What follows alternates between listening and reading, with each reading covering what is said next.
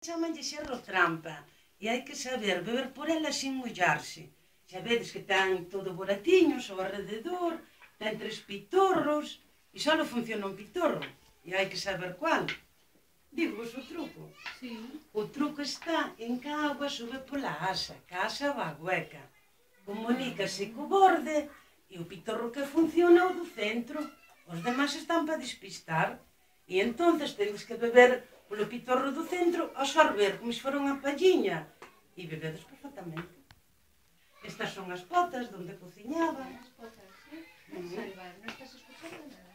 E estas pezas pequeniñas, que lle chaman lilos, eran os xoguetes que tiñan os nenos. Porque antes non había xoguetes como agora. E como o pai traballaba no torno, pois facíallos para que poderan xogar un pouquiño. E esta botella que lle chaman un caneco era un calentador de pés. Vos acordades? Non, os de moi pequeniños. Non que levastes unha bolsa de goma para a cama? Sí, a bolsa de agua quente para a cama. Sí. Bueno, pois antes, A bolsa usaban eso. claro, antes como non había bolsas, pois usaban isto, encheno de agua quente, e como o barro aguanta moito calor, levábano para a cama. Isto sí que o conocedes, verdad? Este. Esta é unha trompeta, que funciona. Cando había algún tipo de festa, ou ben para animar o equipo de fútbol, usábana, xunto con esa buxina que hai aí arriba. Son instrumentos musicales.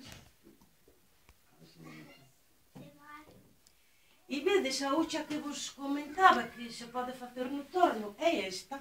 E aquí sí que forrades un lote de cartos.